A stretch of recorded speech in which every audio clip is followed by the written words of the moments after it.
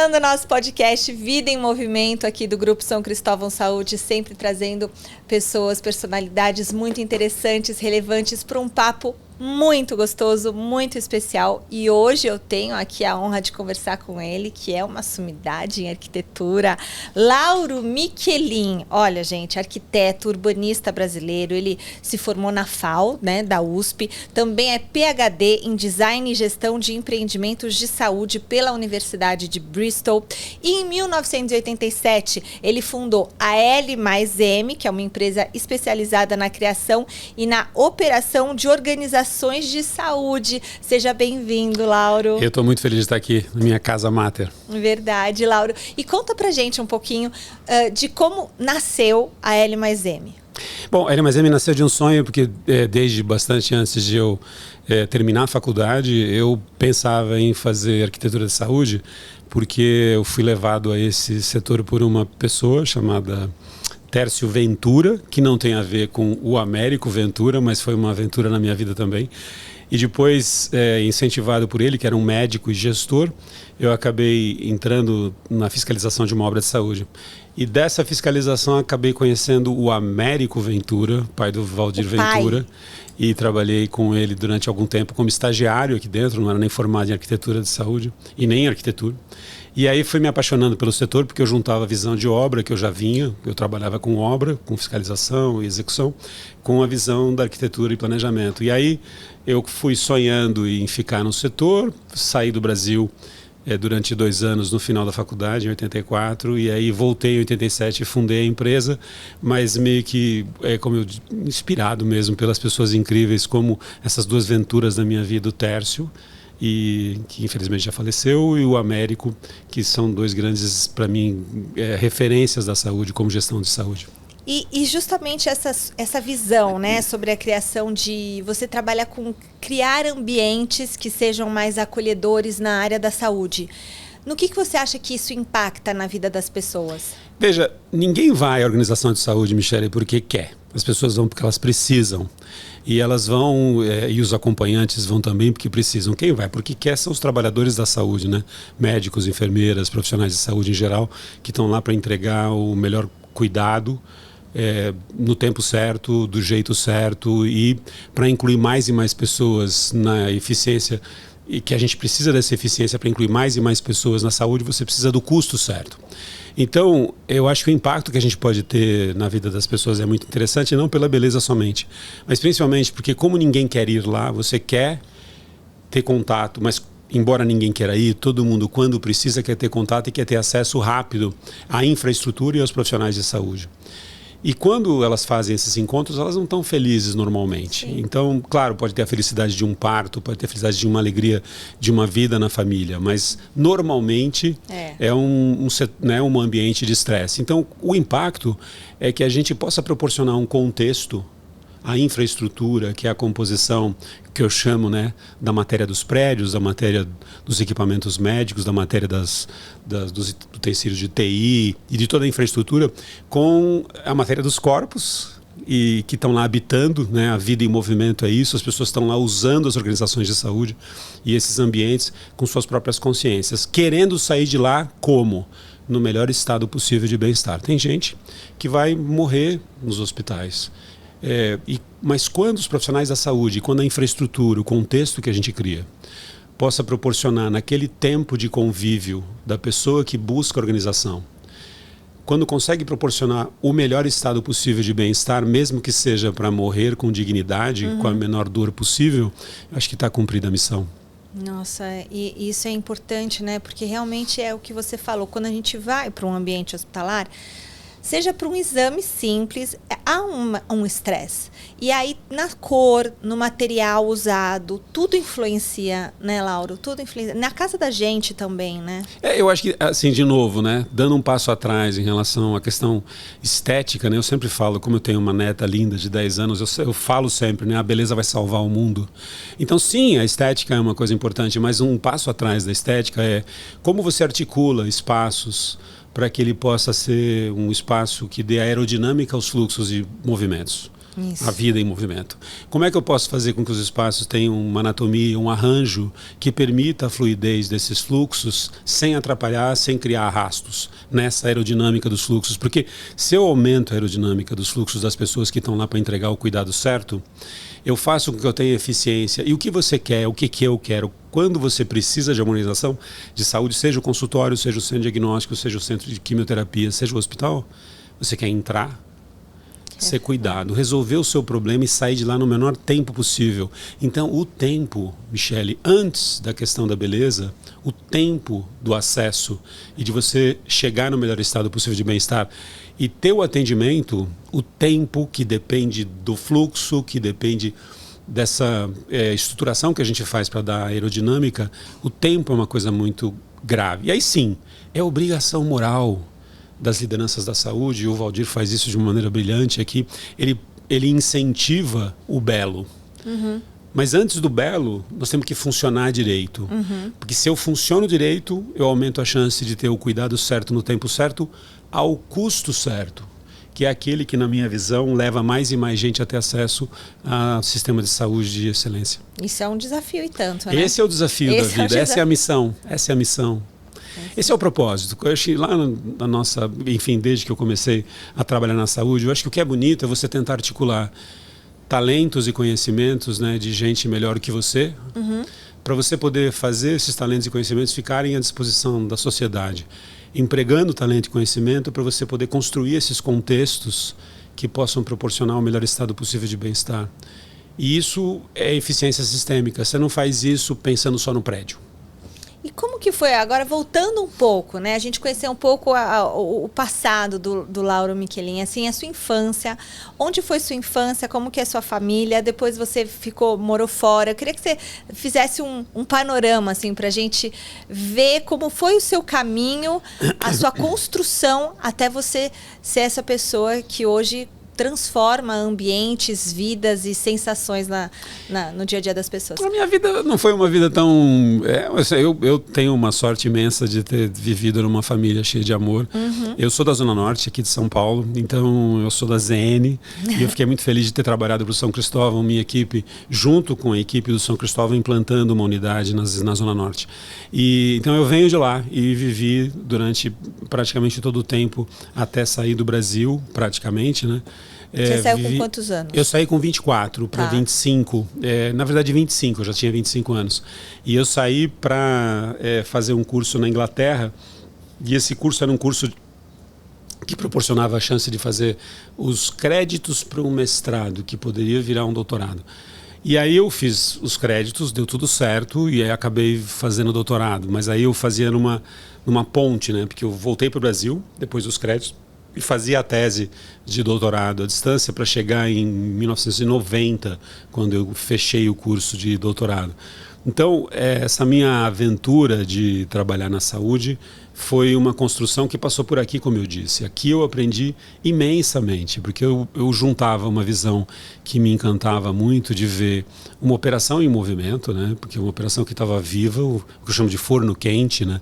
E você tinha que fazer transformações de reformas e trocar equipamentos e trocar infraestrutura. Sem parar, né? Sem parar. A turbina tem que ser trocada com o avião voando, né? O pneu do carro trocado com o carro andando. E a organização de saúde é isso, né? Uma vez que você põe ela no mar, né? O barco não para mais e ela está 24 horas por dia, 7 dias por semana, 365 dias por ano. Então aqui eu aprendi e vi o desafio que era fazer, não a arquitetura da saúde somente, mas fazer com que a gente pudesse ter essa visão mais ampla de fazer o design ser aplicado no dia a dia das pessoas, nos mínimos detalhes, não só no prédio. O design do serviço, o design da operação.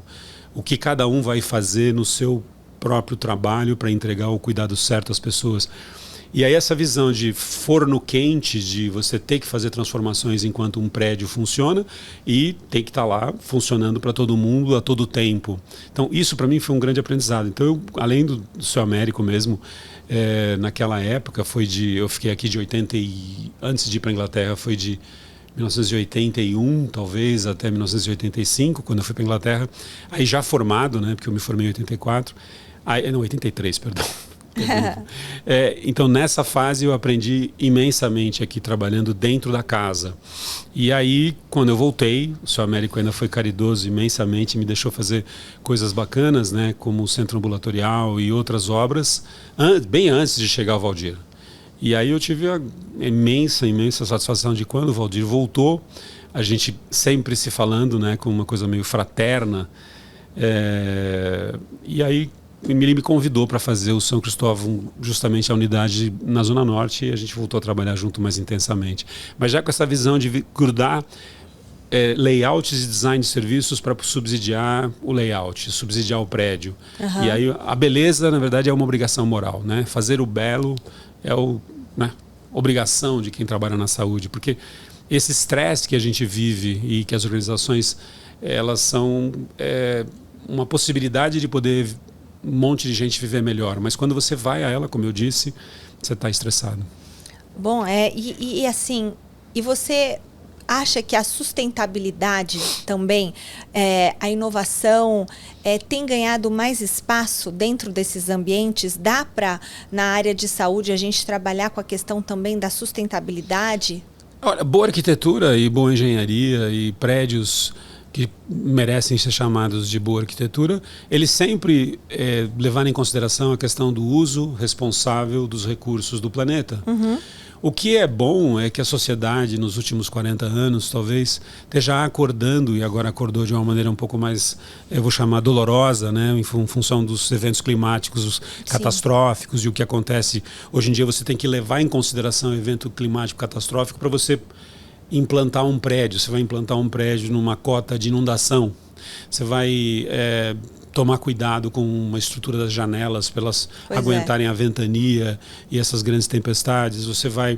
Granizo, né? Exatamente. Então, quando você fala sobre arquitetura que merece ser chamada desse nome, ela sempre foi uma arquitetura que levou em consideração o contexto, o clima, o uso responsável dos recursos do planeta. O que é bom hoje em dia é que todo mundo agora fala disso. Então, agora não é mais algo que ficava limitado à prática profissional de alguns arquitetos ou engenheiros que sempre pensaram no assunto, e que você tem grandes mestres de arquitetura não recentes, né? Você pega a arquitetura de 300 anos atrás, 400 anos atrás, 1000 anos atrás, que é uma arquitetura que levava em consideração o uso responsável. Tem um hospital chamado Ospedale Maggiore de Milão, que é um hospital de aproximadamente 1400, 600 e poucos anos atrás. E esse hospital, ele usa a água da chuva naquele momento, que canalizada virava descarga dos dejetos naquele momento, e que não jogava no rio. Então, assim, eu acho que assim, exemplos de boa arquitetura com uso responsável dos recursos do planeta, elas estão por toda a boa arquitetura, que hoje virou moda, graças a Deus. E a sua inspiração? Vem de onde? Onde você se inspira? Eu acho que assim, tem uma inspiração que é um sonho, né? Que é de poder, com a nossa contribuição do dia a dia do trabalho, tocar o próximo e fazer com que ele possa ter alguns minutos, quando ele não tem muito mais do que alguns minutos de vida, aqueles minutos poderem ser no melhor estado possível de bem-estar. Então essa inspiração de fazer, através do trabalho, tocar o coração do próximo e tocar os sentidos do próximo nessa ambiência. E de novo, como eu falei, para que ele possa se movimentar dentro da organização com a máxima aerodinâmica, achando as coisas onde elas estão, não tendo mais estresse, porque ele está numa organização e numa casa desconhecida, que não é a dele, e onde ele busca acolhimento. Então, essa é a primeira inspiração, tocar o próximo. E a segunda é assim, eu não sonho em deixar legado. Uhum. Eu sonho, na verdade, em talvez continuar fazendo meu trabalho diário, até quando eu tiver saúde para continuar trabalhando, que eu espero. Eu não tenho, é lógico que eu tenho um sonho, que é um sonho provavelmente inalcançável, de viver mais 50 anos, além dos meus 65, para ver os netos da minha neta. Mas esse é só um sonho. Mas você está excelente. Ok, muito obrigado. É mentira sua, mas é muito caridoso. Não, é verdade. Então, assim, quando você fala sobre inspiração, eu penso em fazer o bem ao próximo através dos talentos e conhecimentos que meus pais me deram, que minha formação acabou desenvolvendo, que Deus certamente me proporcionou. E, ao mesmo tempo, talvez inspirar gente que possa pensar na arquitetura não como um conjunto de espaços simplesmente, mas pensar sobre um contexto que é de eficiência sistêmica, pensar em as pessoas usam os nossos espaços e elas precisam de fluidez das nossas organizações para que elas possam andar rápido e fazer as coisas com segurança. As pessoas se conectam a tecnologias, mas não, de novo, num papel de tecnologia que vá ser exacerbado. E eu sempre falo que a boa tecnologia, Michele, vai ser aquela no momento em que a gente passar a esquecer que tem tecnologia a nosso serviço, é a boa tecnologia, porque ela só deixa a nossa vida mais fluida. E a outra coisa, além de prédios, tecnologia e pessoas, você tem processos de trabalho. E aqui eu tenho um grande exemplo no São Cristóvão, porque o Valdir vem de uma visão de produção industrial. E ele trouxe para a organização de saúde essa visão de processos, de organização de processos, que ele é um grande exemplo. Como ele é muito tímido, né? É um jacu, né?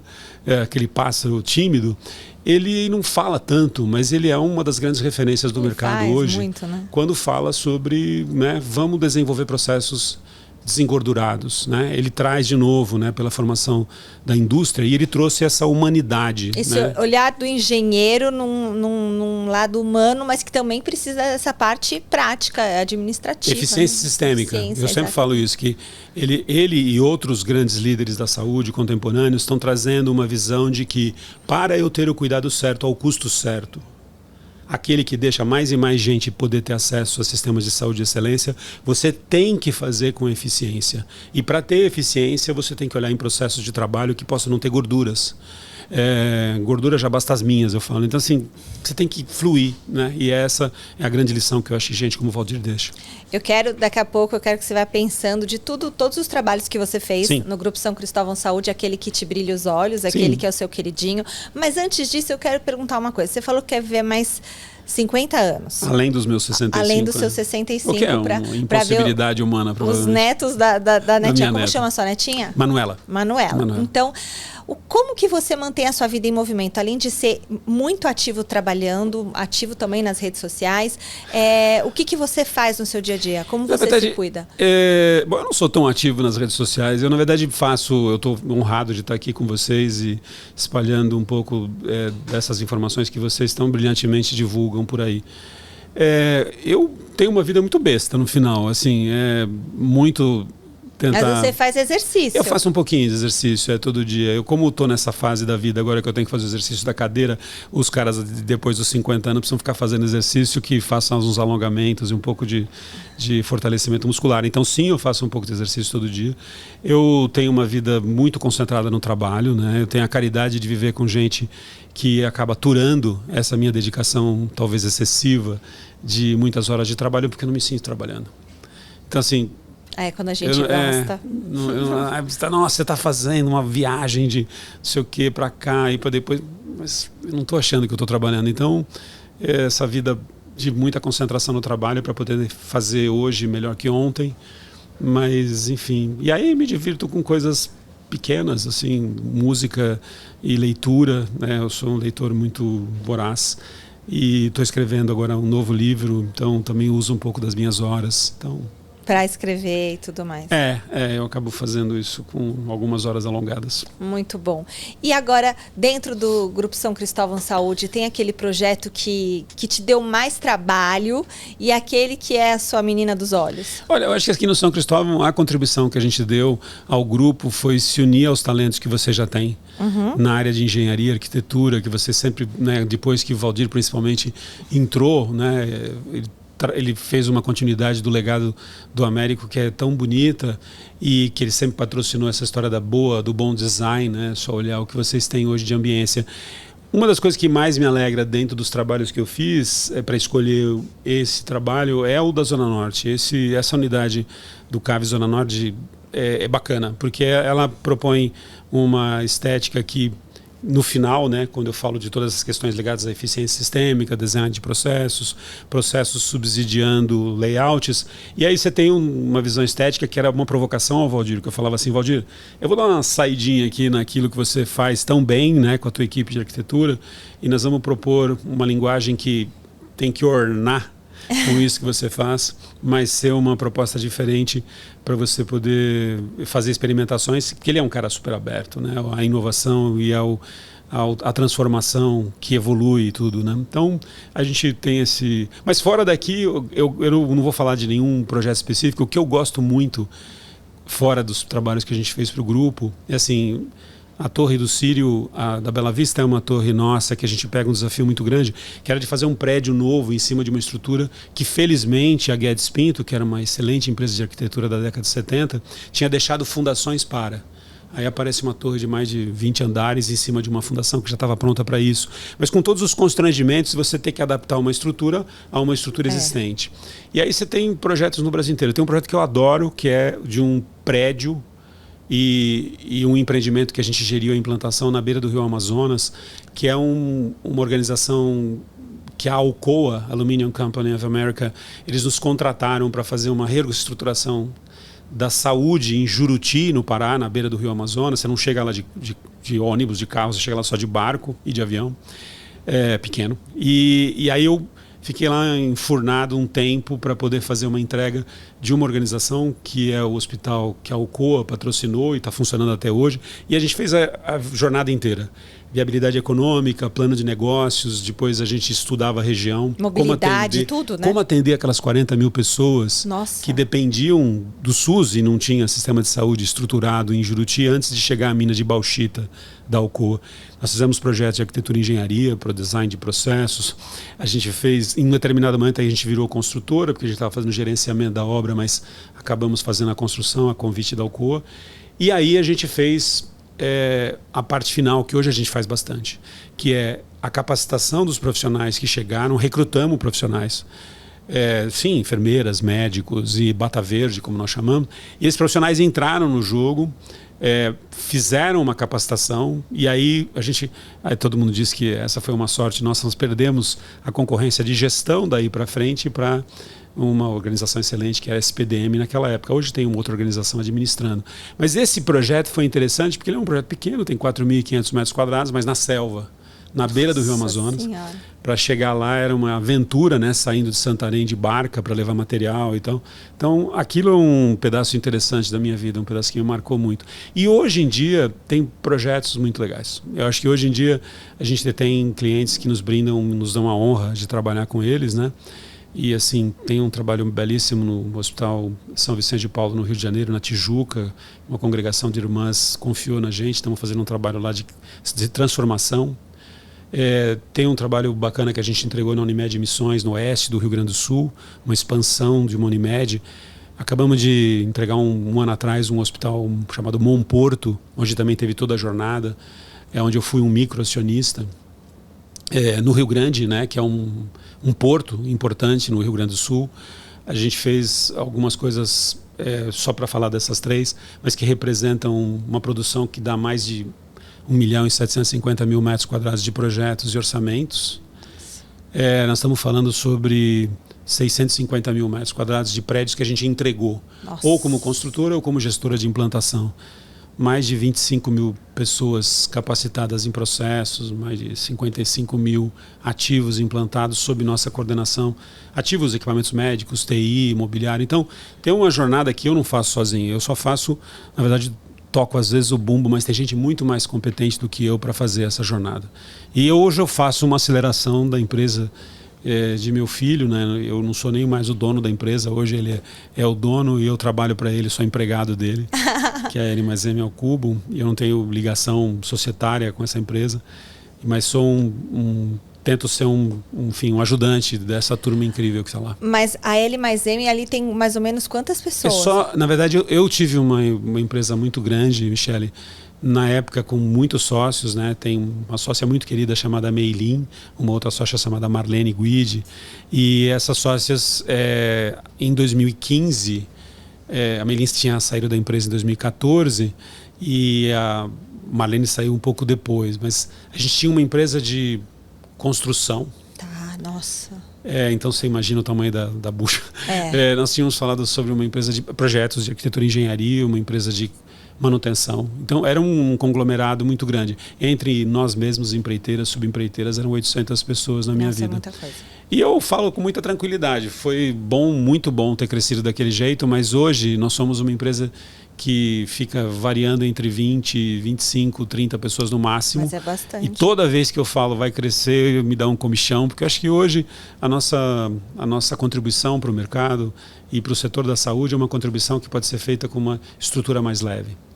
E aí, claro, eu fiz um erro na vida empresarial fora da L+M, felizmente, que foi um erro empresarial na área de incorporação imobiliária, e que isso foi uma das coisas tristes, por um lado, porque foi um erro que deu um monte de dor de cabeça, mas por outro lado foi um dos maiores aprendizados, porque isso, eu ia perguntar você aprende na dor, né? O que você aprendeu com esse erro? Você aprende, na verdade, que melhor não fazer coisa que você não tem uma grande experiência.